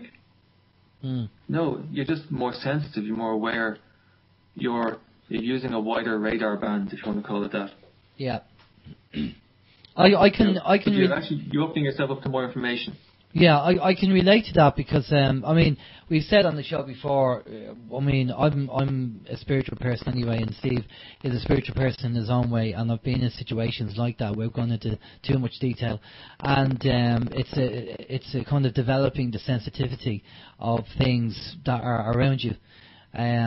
And in some circumstances, it depends on the circumstances. It's not a case that it's something that's switched on all the time. But there's certain circumstances where the sensitivity kicks in and you start picking up on things. But listen, what I want to do is we have a few questions, but I want to get back to the PDF because I'm sure we have our listeners wanting to find out what's going on. We have about 15-20 minutes to do this, and then obviously do the questions as well. And I think we're going to have to do a part 2 down the road by the way things are going, because I think there's so much information out there. But let's get the PDF. Let's have a look at that. Now, do you want us to give out the URL of the PDF so our listeners can go and download it? Yeah, absolutely. Go Right. ahead. Okay, for the people who took part with the little remote viewing exercise earlier on in the show, if you want to see if you are right and the information you got, you need to go to www.oymradio.com/ORVT, that's Romeo Victor Tango, all in lowercase, .pdf. So orvt.pdf. And basically, when you download the PDF, it'll have a password on it. And then Paul has the actual password, so he'll tell us the password. Okay, I'll put it into the chat room as well at the same time. Yeah, okay. Paul's actually on the chat room at the moment, on the OYM chat room, so he's going to put the password in there, and you can all log in when you type in the password, and you can check to see how accurate you are with the information that you were given. So if you want to type that in, Paul, in the chat room there. Yeah. And then we have a couple of questions. So there's the password for our listeners to put into the PDF. Have a look what's in the PDF and see if it comes close to what you got with the earlier session. And we have a few questions there. So Steve, if you give Paul a question there. And then Paul can be talking about that while we're having a quick look.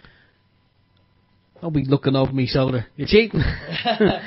Yeah, no, there's a lot of questions. One of the most interesting ones, because we've heard people talk on the show before, Paul, about going off world, and there's a question there from Chris, and Chris is wondering, can you go off world while remote viewing?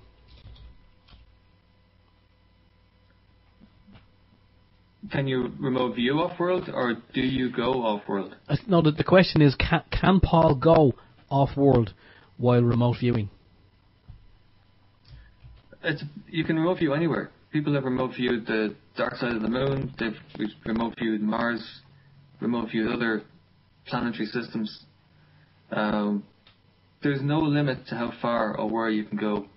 I see Karen just put a message in about speaking the password. The password, for anyone that didn't catch it, is WHATISIT. What is it? Okay, and then it's 140427. So what is it? 140427. It's all lowercase. Excellent stuff. Now I've just had a look at the information on the PDF, and I just had a look at what I had written down, and I can clearly say that I am so far off the mark, it's unreal.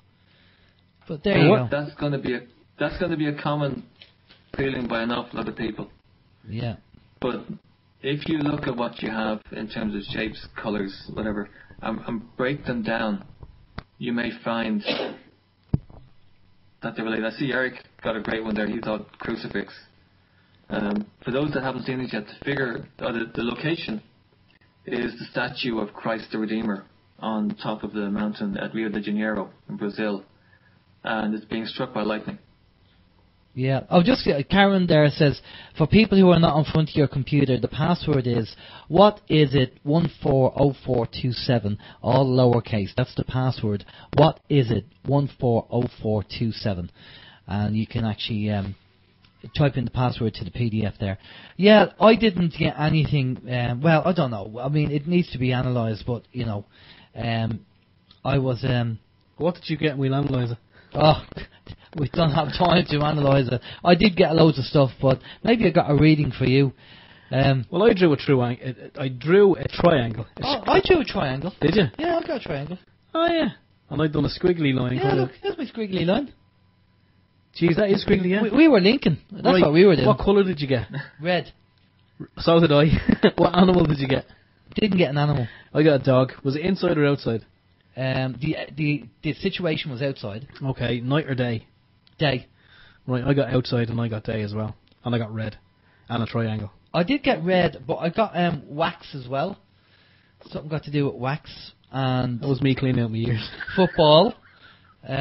Football, but is the football going to be in South America? Yeah, I'm not. Is it the football? It is in Brazil. Brazil, yeah, yeah. I got football. And there is Football stadium. I mean, it's not. I don't want to make things fit, but there is a big circular football stadium quite close to this location. But it's not in the photographs, so therefore I wouldn't allow it. Yeah, yeah. But if you look at the information that you got, the kind of questions we'll be asking is, well, is the target natural or man-made? Is there anything biological at the target? And what you do is you would look at the information that you have piece by piece and go, okay, this squiggly line, does the squiggly line represent the lightning strike? Mine could actually represent the lightning strike. So what you do is you would take, say you had 10 pieces of information, then you take each of those 10 and you go, it's either yes, I can see it, or no, it's definitely not there, or a question mark that I can't confirm it one way or the other. And say 4 out of those 10 you could say yes, or they're definitely the target. Then your accuracy in that case is 4 out of 10, which is 40%. Now, again, Eric is going to jump all over me for this, but this is a very simplistic way of helping somebody to confirm a degree of accuracy that you can then measure against. So next time you do this, you might get 50% or 60%. Yeah, it's just, again, as you said, it's practice. I did get Grand Canyon as well. Now, it's not the Grand Canyon, but it's definitely grand, what's, on the mountain. But, yeah, I know what you mean. But again, as you say, Paul, it's down to practice. This is just kind of the fun thing that we did on the radio tonight. But yeah. for getting... Now, I will leave the PDF... Well, there's something else. Yeah. There's just one other thing on that, which is you got to remember that when somebody's getting impressions for the first time, very often the subconscious goes, there's this impression of it being like the Grand Canyon. Or there's this impression of this big, cavernous, open, empty space between mountains. And your first reaction is to go, your conscious mind goes, oh, it's the Grand Canyon. Because it tries to label it to something that it already knows. Yeah. So a lot of people are describing man-made objects in here. Yeah. Chris got the crucifix shape. Again, if you look at the cruciform shape of the figure and the symbolic nature of the figure, I mean that's a very strong hit. I mean, there's people going to be getting stuff now. Label the information and make sense of it. Well, what we're going to do is we're going to leave the PDF up there, and then if anybody wants to try and get their friends or family to try it, then the PDF will be there. And for a bit of fun, you can give them the information, and they can play this when the podcast is done. They can play the podcast back, and they can write down the information again and get the friends and family and see how good their friends and family are, because you never know. You might get somebody, you might get natural people out of this who'll develop, because it's all about raising their consciousness anyway. And if we all became sensitive to what was going on around us, I'm sure the world would be a better place anyway. Could you imagine teaching this to kids and being able to say to them, we're going to help you to be like Harry Potter. We're going to help you to move through time, to be a time traveler, to be able to find things and sense things and feel things and be so aware that, learning will be so much easier. Yeah. Your understanding will be so much better, so much stronger. Your sense of your empathy for the people will be so much stronger. In what kind of a society would that create? Oh, it'd be fantastic. I mean, what a change in society. They do say that as well. One of the things about some societies, if you want to put it that way, is that if we all could feel everybody else's emotions, and if everybody could see everybody's kind of aura, so to speak, and we'd go nuts, Alan. Huh? We'd go nuts if we could. Well, we probably would go nuts. One of the things that was realized by the military is that we all have this latent natural ability. And this was a survival instinct that developed when we were still nomadic. So that as you're moving out through the woods and you hear the twig crack behind you, it helped you to survive. Having the ability to have a precognition of what was going to happen next helped you to survive.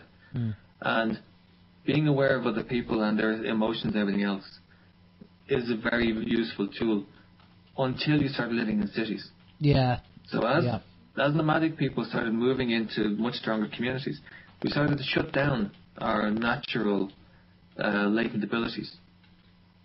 And then those who were in power didn't want people expressing these abilities either. So what the military discovered is that when you take guys and put them out in the field in very, very dangerous situations, those abilities start to kick back in. And this was one of the things they discovered when they were looking for viewers for the first military unit, was that guys like Joe McMonigal, who Eric's trained with, they seemed to have this natural survival instinct. They always knew how to avoid the ambush. They always knew where the IED was. They always knew how to avoid the trap or the landmine. And especially in reconnaissance units, these guys have this skill because it's a survival instinct that they need, and it kicks back in again. So we all have it. It's all there. It's just it needs to be switched on. I think there's going to be a lot of people probably, well, hopefully people will go off and start practicing this. We have about 10 minutes, Paul, so we're going to quick fire the questions over to you that we have here. If you can kind of give us a one-line answer, that would be fantastic. I know that's probably going to be very hard, but we need to get through them, and we'll do as many as we can. But if you can just kind of give us a one-liner, if possible, that'd be great. Go ahead, Steve. Okay, Paul, Howie was wondering, has anyone, to your knowledge, CRV'd into the hangar at Diego Garcia to see if there's a certain plane inside? I believe so. Okay. And also look up an article about a duplicate plane that's sitting in a hangar in Tel Aviv. Oh. There is a copy of the plane sitting in a hangar in Tel Aviv since last November that hasn't moved. And it's a Malaysian Airlines plane, full colours, numbers, the whole lot. Oh, that's interesting. Nobody knows why it's there. Okay, that's interesting. Right, Steve. Okay. Eric was wondering, can you explain the 147? I have no idea what the 147 is. Okay, I think Eric put up information about something about the Earth and some opening of portals for information. Okay. No? Okay. Go ahead, okay. next one. No. We move on. Have you heard of camera obscura? Well, a camera obscura is a physics term for a room that's used to create a view or an image. But is it a reference to a particular project? No, I think it was just wondering, had you heard of it? And you obviously have. Okay, we'll keep going. Karen was wondering, this is a question from her husband, he's wondering, is the moon artificial? Would you know? My honest answer is I don't know, and this isn't a remote viewing answer, but I've read stuff about tests that were done on the moon where I think explosions were set off on the surface of the moon, which indicated that the density of the surface of the moon is very different to the interior, which created this whole concept that it could be an artificial satellite. But I have no idea. But I do know that remote viewing was done on the backside of the moon by Ingo Swann, and he discovered that there was mining going on there and that there was organized activity taking place there. And then we also did a session on a supposed crashed alien craft on the back of the moon, which is pretty much confirmed that there is something there that's been there for about 10,000 years, looking at the damage that's been done to it by meteorites. And in fact, if anybody wants to find out more, go to Google remote view, search on Google for Paul O'Connor remote viewing. There's a lecture that I gave to the Irish UFO Society back in 2009, and there's a reference there to the target, which is the object on the back of the moon. So you can get more information in there. Okay. Okay. Or I'll ask people to check that out. I'll check it out myself. Ty was also wondering, another question, is there a possibility, question, if there is possibility, does Paul believe in aliens, greys, demons, and has he seen them? Do I believe in greys? Yeah. Yep.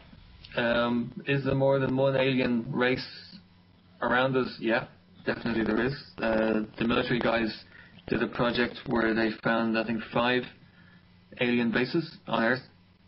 And again, that's in the lecture that I gave. That's up on Google. Demons, that's a whole other ballgame.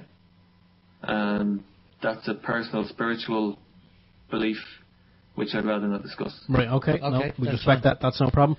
Eric is also wondering, have you predicted any of your friends' futures, and have they happened? No, because again, it's not a novelty game. We treat this quite seriously. It takes a lot of work to do a good remote viewing session, and a lot of resources and time. So, this is a job. Yeah. This is what we've got to do for a job. So Yeah, it's not a party trick. no, it's not. Okay. There are a couple more. But also, you can go to an actual psychic and they'll give you answers in 10 minutes that a remote viewer could never give you. Yeah. Yeah, true. True. So there are people who are naturally psychic, but remote viewing is not a psychic ability. Yeah. Okay. Right, I'm just going to say, we do have some more questions, Paul, but I think you've probably answered most of them. How he's wondering, says, so we're hearing correctly, CRV works both behind and ahead of present time. I think you've already answered that one, haven't you? Because there is no time. Jerry was wondering, does Paul think that some of us have the natural ability to remote view, or can almost anyone be trained in remote viewing? Well, you've answered that one already, haven't you? I mean, it kind of... I trained some of the most skeptical people to remote view. Right. Anyone can learn it. Yeah. There's another question there about again, Agenda 21, new NWO. I think that's too much of a big question. Too much of a big question. Unfortunately, we're going to have to wrap it up, Steve. Yeah. The last question, which I think we're going to ask you anyway, is one from Chris, and Chris is wondering: does Paul do courses here in the Republic of Ireland? I do, and there's one coming up on the 10th, 11th, and 12th of June. Up at the Irish Management Institute here in Dublin.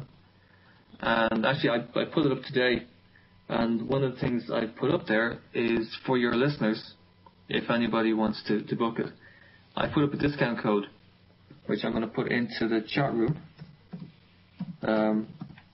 It's on Eventbrite, and if somebody goes on to Eventbrite and Googles remote viewing, they should find the course. If not, email me, and I will send the link to it. But there's a €100 discount for anyone from OYM Radio that types in OYM Radio into the discount code. €100 discount, so that is brilliant. That's brilliant. €100 discount off that. That's excellent, Paul. I mean, that's much appreciated. So anybody who wants to develop their remote viewing or find out more about it and train in remote viewing, there you go. You can contact Paul. What would say, Paul? We're going to get all your details now, but Steve's going to do that. But a big thank you from myself for coming on. Just quickly, one last thing. Anybody that has a group of friends who might want to learn, whoever brings together, if somebody organises a training with 6 people in, they get it for free. Oh, excellent. Okay. That's the other offer I did. Yeah. Brilliant. Well, Steve is going to go through all that with you on the web links, but I'd just like to say, from my point of view, thanks a lot for coming on. I think we're going to need to do a part 2 because this is such a massive subject, but very interesting at the same time. I've completely enjoyed it and opened my mind. I'm going to be checking out more information. There's questions that we haven't really, haven't talked about Ed Dames and Courtney Brown and stuff they've said. We've just run out of time. Maybe that would be a part 2. But I'm going to pass you over to Steve, and Steve's going to get all your details to give out there to the listeners. But a big thank you from myself for coming on the show, Steve. Okay, thanks, Alan. Thank you for the invitation. No problem. Paul, you're more than welcome. I think, as Alan said, there's so much that we haven't gone into. I'm sure if we had six hours, it still wouldn't be enough time. But for people who want to find out more about your work and maybe your website or whatever, just give us your contact details, say the YouTube, the website, and whatever else you think will help.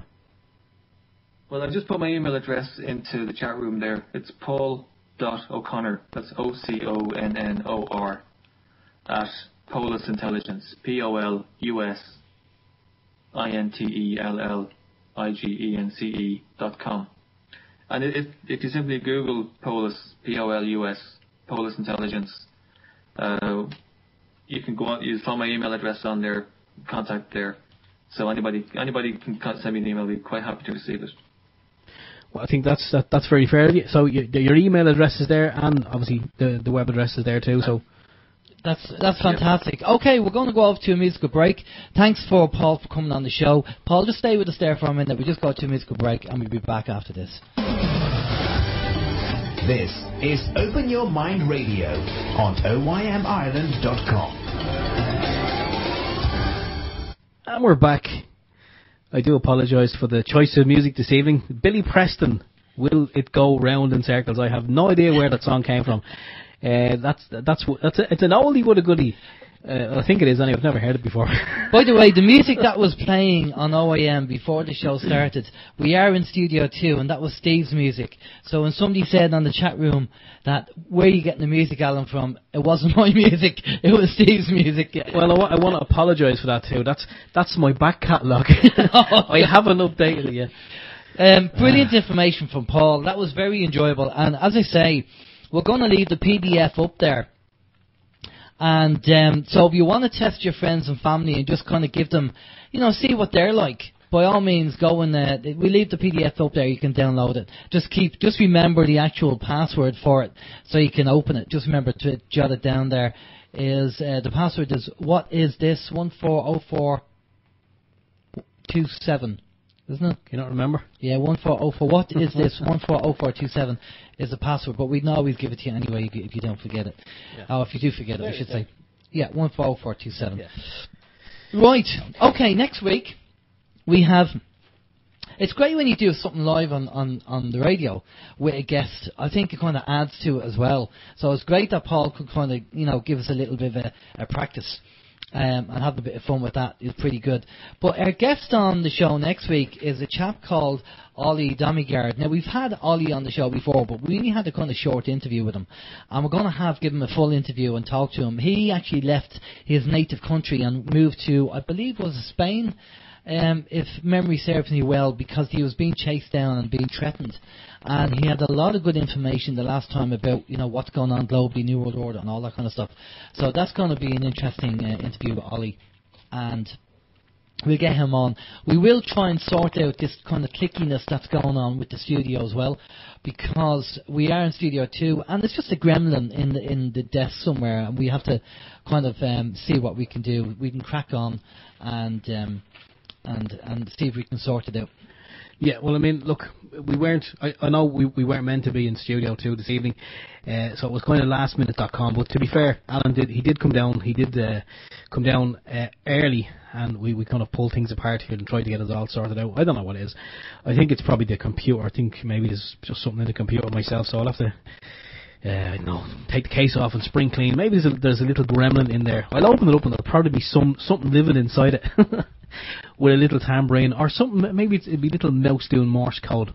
I don't know. Who knows? We'll have to sort something out. Now, as we said at the start of the show, just be careful if you're spending money on Facebook. That there's a bit of a scam going on there with the Facebook likes. Facebook are actually using people from third world countries and the like to like your page, but you're not getting actually any business from it as well. Bit of a scam there from them. And obviously, if you have any information, if you have any links of interest, and you come across them, by all means, let us know. Email us and let us know. There's some great videos that we've put up on Facebook. So go over to our Facebook page and become a friend or like the actual Facebook page. We're on there. And if you go up to Facebook and like our page, as I say, we post videos up there. We're also on YouTube as well. Go up to YouTube and subscribe. Then any videos that we put up, any information we put up, you'll actually you'll get them there as well.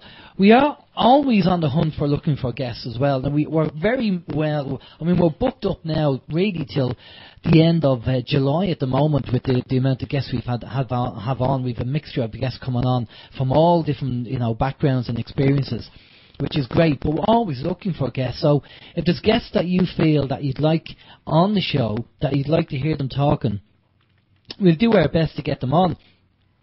Sometimes we approach them and send them an email, and for whatever reason they're not interested in coming on the show, or they don't get back to us, and unfortunately there's nothing we can do about that. But there are good guests out there who will come on the show and share their knowledge and experience and educate all of us, and that's what it's all about. That's the important part. But that's really it. What are you doing this week, Steve? Are you up to anything this week? I'm going to be doing more of the same. I'm going to be keeping an eye on what's happening with the protesters in relation to the water meters, and anyone who's listening to the show, if you're not listening on the PIR stream, if you're listening on our own stream or on the UWS stream, then I urge you to switch over to the People's Internet Radio stream. It's also on the front of the website there. Because tonight at 9 p.m, that's BST or GMT, Vin is going to be discussing smart water meters, what they are and what they are not, and they're going to be asking questions such as, are we paying for the meter or the water, etc. And they're going to be looking for solutions, and that's the People's Internet Radio at 9 p.m. with Vin. So I'm gonna try and listen to that. Outside of that, I'm gonna be just keeping an eye on what's happening with the wake up call, if you like. I'll probably get into a spot of gardening as well. Maybe a bit of painting. Who knows?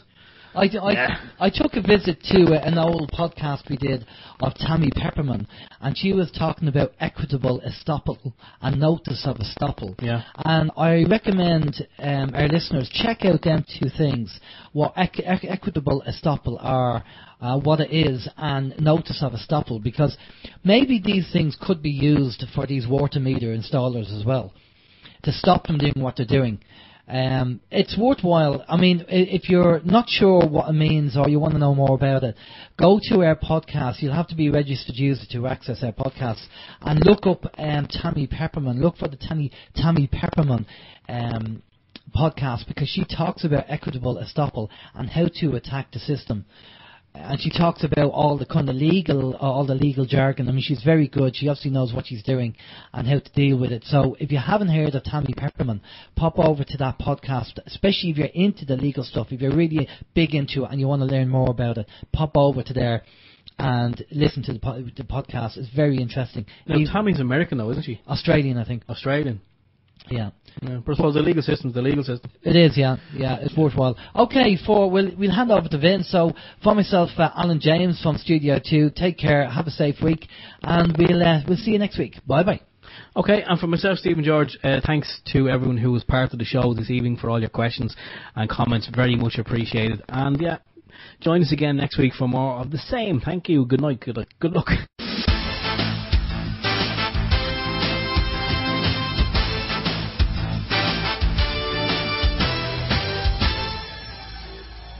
Open your mind.